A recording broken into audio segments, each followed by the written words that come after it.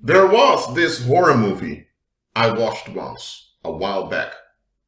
I don't know whether it was in 2011 or 2012, but okay, it's a long time ago.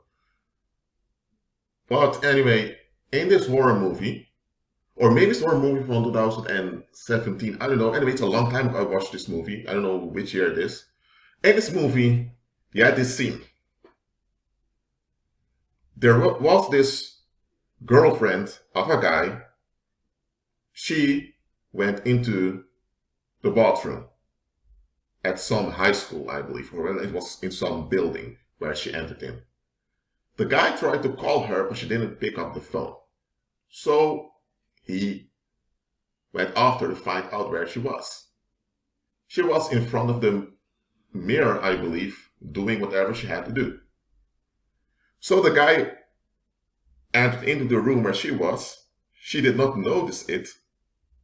He only saw her mirror reflection. He creeped out. What he saw was not her face at all. It was a demonic, unnatural face. He went away. Later, he confronted her about it and she said, oh, it was probably nothing. Now, why am I using that scene of that horror movie? I don't even know the title of the movie anymore. Why am I using that as an example here? In this case, this fictional character noticed something disturbing. He witnessed it. He did not imagine it. Why would you want to imagine something like that? He saw what was going on. But he prefers to believe the scam that nothing bad was going on. I mean, think about it. If you caught someone off guard and they don't look human, well, that's a very, very big red flag. Enough to end any type of relationship you have with them, right? But it's a movie, I know. So to keep the plot going, the guy believed her. Now, in daily life, such an attitude may cost you your life and may even cost the lives of those around you. Never unsee the demon that is manifested. Once a demon is manifested, do not unsee it. First of all, you can't unsee it literally. So what people tend to do is once they see the demon manifested, they repress the memory of it as if it never happened. And I'm telling you, do not unsee the demon. If a human being has a disturbing quality to them, well, it's not real quality, if they have a disturbing thing about them that's dangerous and you see it, you've seen it. Even if they are not bad people, if you have something disturbing about them that may cause harm and danger in the long run, you've seen it. Now deal with it wisely. Apart from individual people, if you're part of a group and you notice a disturbing dynamic in the group, namely that people never dare to question specific leaders, or that people just get along with some restrictions without questioning them, you've noticed a demon. Behind every unexamined expectation, there is some demonic power that takes advantage of it. Every time human beings hold on to unexamined expectations, they enable evil spirits. So behind every unexamined expectation, there is a demon that hides behind it. So, once you see that demon, you've seen what's going on. Do not ignore it, ever. Because when you do, you will pay for it later on. For example, I'm going to give some examples now. If you already understand what this video is about, you don't have to finish watching it, watch another video. But for those who want to stay for the examples, when I illustrate it, keep watching the video. Let's say that I'm going to use a biblical example now. Samson. Samson was with a Philistine woman, and she asked him, what is the secret behind your strength? Now, you may say, well, it's his wife, she's his wife, so she wants to know they're married, but hold on a minute. Why is it relevant for her to know what the secret of his strength is? If Samson is serving the Lord, then whatever the Lord has done to make him so powerful, that's the Lord's business, right? Why is she interested in what God has done to make Samson so powerful? She couldn't just realize, okay, he serves the Most High. No. She didn't want to even talk about the Most High. She wanted to have control over Samson. That's why she wanted to know what the source of his strength was. I mean, even that question alone should have alerted Samson to think, hold on a minute, woman. Why do you want to know that?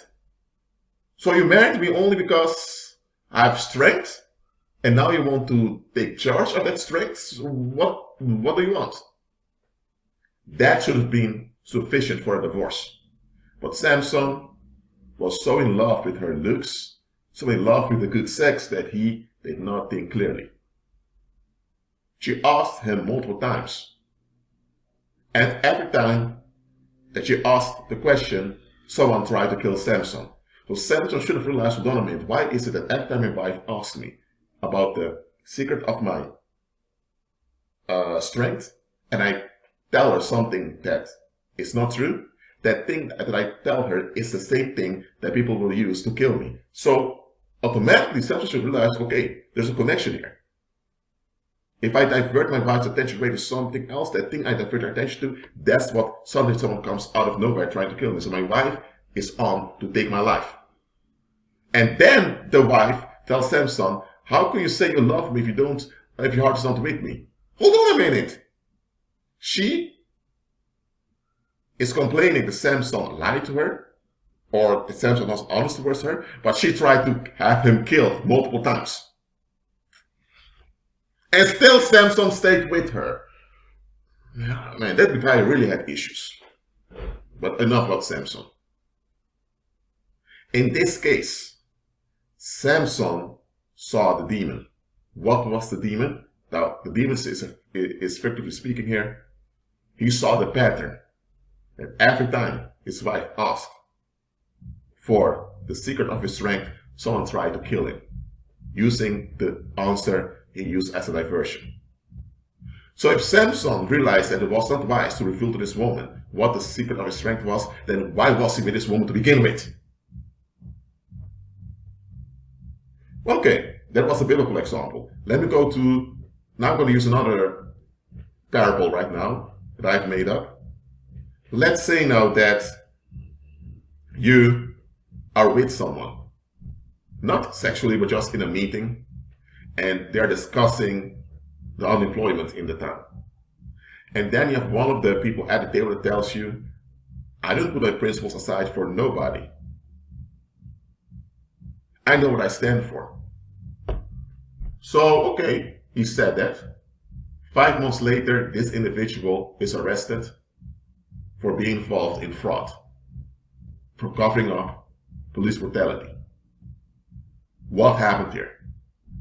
Months earlier, when the individual said, I don't put my principles aside for anybody, what he said back then was a statement of violence. He was actually saying, I have my expectations that I don't want to examine, and if necessary, I will harm people to preserve my expectations. That's what he said, in very polite words.